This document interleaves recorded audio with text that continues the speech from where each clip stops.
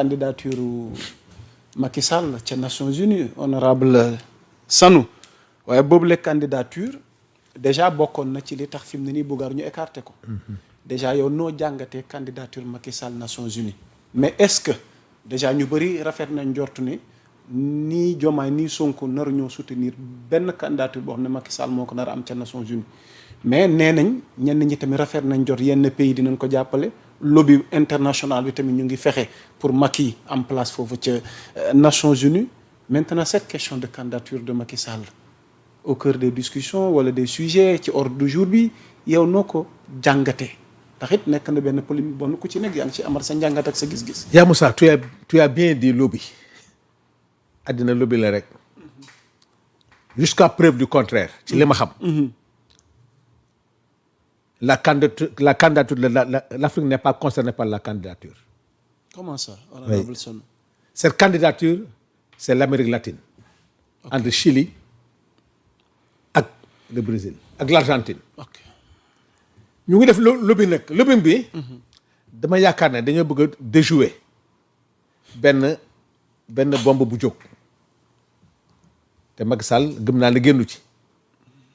mooy benn lobby quand même médiatique. ñu ngi wax ne dañ koy waxtaane fële. ñaare ci am. ñu waxtaane ko mu nekk question diverse te bu nekkee question diverse. le président Macky Sall mënu nekk candidat. te ne sera pas le candidat du Sénégal ne sera pas le candidat de l'Afrique. loolu da ñu koy confirmer. confirmer Macky Sall ne sera pas le candidat du Sénégal et ni de l'Afrique. Ok. Ne sera pas du candidat du Sénégal pour deux raisons. La première raison mooy il sera ni soutenu par le président de la République ni par le gouvernement sénégalais. Quand je dis président, donc le gouvernement sénégalais dans son ensemble. Il ne peut pas l'être. Okay. Parce que, yaa Moussa, ce sera une contradiction. Macky Sall. li ñu ko toppee yëpp ci crime financier, crime économique, crime de sang. kooku ñu ne Sénégal dina ko proposer le régime qui a gagné va le proposer bu ko regee suñu victimes yi lu ñuy wax wala li ñuy wax naan crime économique la kon du dëgg suñu li ñuy wax ne crime financier yi dëgg ba gis na benn vidéo bu circulé fan yi sur benn tubaab bu ñuy wax nangam mais comme que vidéo la xamuñu source bi moo tax ñu màndu ci mais bu dee dëgg loolu dina bokk ci crime yi mais crime yi nga xam ne wóor nañu ñun taxaw ci tubaab bi nee na waaw ndax na Macky Sall. encaissé ci moom 4 millions d'euros. 4 millions d'euros lu jege 3 milliards francs CFA. waaw léegi nag fraction de seconde. li ma jaaxal nag. waaye moom moo wax nag. waaw non yaa Moussa non c'est pas Macky de réagir. comment ça. waa APR yi naka la tubaab mën a ñëwee Sénégal ndax suñu njiitum réew. waaw loolu ban xaalis. c'est extrêmement grave ndax xaalisam la. non amul xaalis boobu c'est extrêmement grave xam na moom grave. waa APR foo waxee mooy Ousmane Macky Sall ni ko ñu réagir. c'est-à-dire lu grave noonu APR mënu génn ba léegi wax. dégguñ leen ñu def réplique. mais non warul il devait pas rester. est-ce que dañoo jàpp ne épiphénomène la. déedéet épiphénomène da ngay dégg tuuma loolu dafa grave jar na sax porter plainte bu dee dëgg la ah non tuuma mënul weesu tuuma bu gën a grave loolu c'est que loolu c'est parce que attention ñun on attend la confirmation ñu ngi def suñu recherche bu amee dina bokk. ci dossier yi nga xam ne dañu ko jëbbal. non doo ma wax da ngeen koy dugal ci dossier. ah oui parce que xam nga lii dafa xam si lu mbokk. day bokk ci haute trahison. parce que Macky ñun ñu ngi préparer une documentation pour yóbbu ko pour haute trahison. ah bon sur les crimes financiers. yéen a ngi ci dossier. ah oui parce que bële c'était pas bien préparé bon gii moo ko defoon on a vu que suivant les textes. c'est pas bon comme ça. kon l'Assemblée prépare. ah non c'est presque c'est mun naa la waatal fii que c'est presque pare na. kon bientôt on va bientôt aller vers l'officialisation de la mise en accusation de Macky Sall. ñoom nag loolu moo tax ñu dugal lii moo tax ma ne la lobby la pour détourner ñu pour wane ne Macky dafa clean au niveau du Sénégal déedéet munoo topp nit pour haute trahison suivant des crimes financiers des crimes économiques. ak des crimes de sang ñu war ko toppee loolu ñun nooy toppee nit ci loolu bu noppi naan da nga ko def candidat. ndax yéexu leen. ndax Macky jëlul avance ci yéen honorable Sow parce que presque 2 ans. 2 ans waaw boobu ak léegi pas de réaction officielle. c'est vrai xamul lu loolu tax tamit foog ñu wax ci. non vous avez entièrement raison. waaw Babacar. parce que nuy loolu lañ bëggul comprendre. waaw li ngeen waxal Macky Sall yëpp. ba tey mu tala bëgg yóotu Nations Unies. waaw kon finalement est-ce que am ngeen dara ci kaw. nu am nañu da di yàqu-yàqu yu bëri saa yooyu yeewoo rek dégg benn scandale boo xam ne da ngay defaraat dossier dugalaat c'est-à-dire Macky Sall ak régime am def nañ ci réew mi yàqu-yàqu yoo xam ne pour nga am magistrat yu ko àtte sax problème la Babacar l'Assemblée est submergée de dossiers les députés ku nekk yaa ngi dossiers yoo xam ne muy commission des lois muy commission des finances muy commission de délégation c'est-à-dire tellement le régime de Macky Sall nous a laissé ici loo xam ne bés bu nekk nga dégg loo xam ne musiba la naka nañu amee ku mel ne deuxièmement xam nga lu ko gën a yéexal waaw mooy lan. yaa Moussa ñi daw ñi daw nan lañ def ba daw.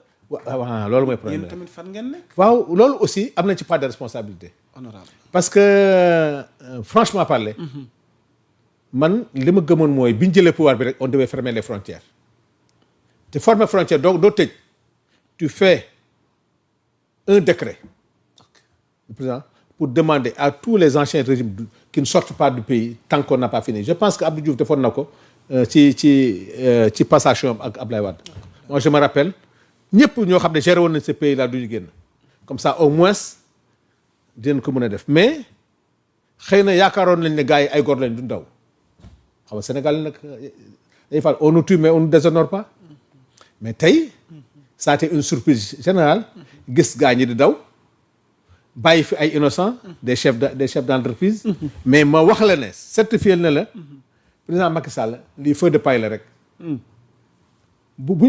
même buy nekk ci agenda bi ce sera en question diverse mais c'est pas l'actualité ne la l'Afrique ne présentera pas de candidat c'est le Chilien ou l'Argentin qui est présenté comme secrétaire général mais nag Sénégal day def show boo xam ne tu as vu et puis nit ñi maa ngi dégg ñu naan oui si le Sénégal n'a pas porté sur le plan diplomatique ils ne savent pas comment fonctionnent les États tey un État ñeme na di présenter un Sénégalais un chef sénégalais sans l'accord du pays incident diplomatique mënul weesu loolu parce que nag ay cër lañu nit ñi yabuñu Sénégal yab boo xam ne dinañ dugg dans notre politique intérieure parce que on ne peut pas poursuivre am ci Sénégal yëpp ñu ngay dégg tous les jours ay crimes ngay dégg tous les jours ay njombe la dette qui nous plombe ma jox la information fii il y a un mouvement sénégalais yaa Moussa naa jox lien bi un mouvement sénégalais boo xam ne ñu ngi organiser wu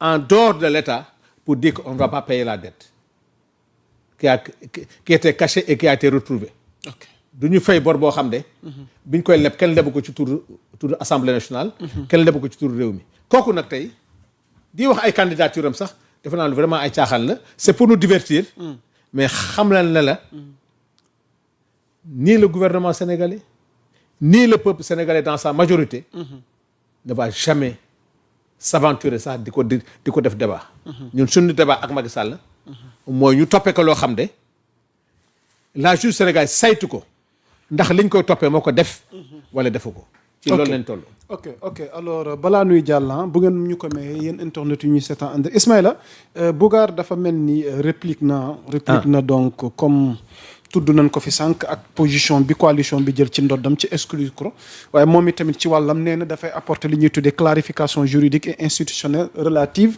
à son statut au sein de la coalition Diomaye président nee na chers membres de la coalition Diomaye président madame la superviseure Aminata Touré mes salutations républicaines nee na j'ai pris connaissance de la communication annonçant ma prétendue auto-exclusion de la coalition à la suite d'une conférence de presse tenue par mon parti.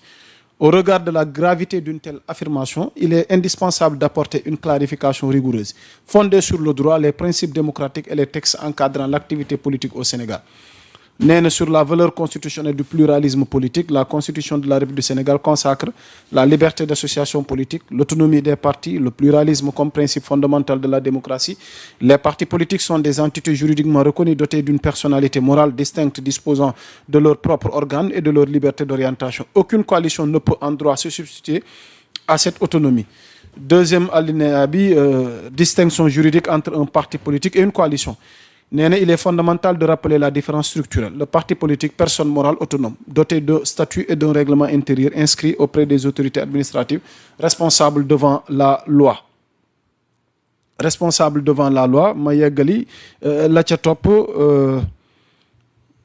excusez-moi. Responsable devant la loi, la coalition alliance politique contractuelle, regroupement de partis autour d'un objectif commun. Structure de coordination, non-absorption dépourvue de pouvoir disciplinaire sur la personnalité juridique des partis, sauf disposition expresse et acceptée. Une coalition, donc, est un instrument de convergence stratégique. Elle n'est ni une autorité hiérarchique supérieure, ni un organe de dissolution politique. Voilà. Donc, ci texte yooyu parce que lu gudd la et que temps bi duñu ko may waaye ci tënk rek fa muy daanale nee na moom je demeure engagé dans une dynamique républicaine responsable et constructive avec considération et tenez de supprimer tous les membres de l'UPS sans exception, à défaut ça sera une rétention de données personnelles. Donc jël na acte moom itamit tontu na leen mën ngeen ko retrouver moom ci page moom Bougane tontu wi nag lu gudd la mu sukkandiku ci constitution bi ndax nee na au regard des textes yi nga xamante ne ñoo régir constitution bi ak li ñu wax ci coalition Mimi Touré amul benn droit wala benn légalité wala légitimité génnee ko waaye tamit daal bu dee nangu nañ ko génne wax dëgg fayal tamit mboolem li mu fa bàyyi woon comme données ak mboolem membre am ci kuréel gi yëpp nañ leen fa génne waaye honorable boo bëgg ne am commentaire laataa ñuy jàll. non commentaire bu kii bëgg na fi siiw rek quoi bëgg fi am ay tour Bougane parce que li gën a yomb Sénégal boo bëggee siiw. attaquer Ousmane Sonko. ok médias yi woo la. nga nekk à la une. mais kii xam nga ne il est insignifiant sur le plan politique. ok deuxièmement il donne des cours de droit entre un parti politique ba pare mu ne coalition politique avec un objectif. waaw parti politique loolu jaru ñuy werante. waaw mais coalition politique mooy lan ngeen bo am même objectif. ok am na foo xam ne nag d'accord naa ils ont les mêmes objectifs. ci benn bi. mooy les mêmes objectifs contre Ousmane Sonko loolu mooy ñoom ko bokkandoo. xëy na bi nga xam ne yëfu dafa weer boppam. mooy li mu dem ne day soutenir Macky Sall. ok loolu te xam diggante Mimi Touré ak Macky Sall loolu mu nekk problème de personne. gis nga noonu. xëy na li leen boole mun na nekk problème de personne. parce que kenn du wax Macky Sall di wax Mimi Touré. mais objectif bi nga xam ne contre Ousmane Sonko la ñoo ko bokk. maintenant ay caaxaan la ñu nekk. ok Bougane xaw ma ban koñ la dëkk koñ. xaw ma ban kër la dëkk. kër boobu. responsable passé bu fa demee da koy gagné.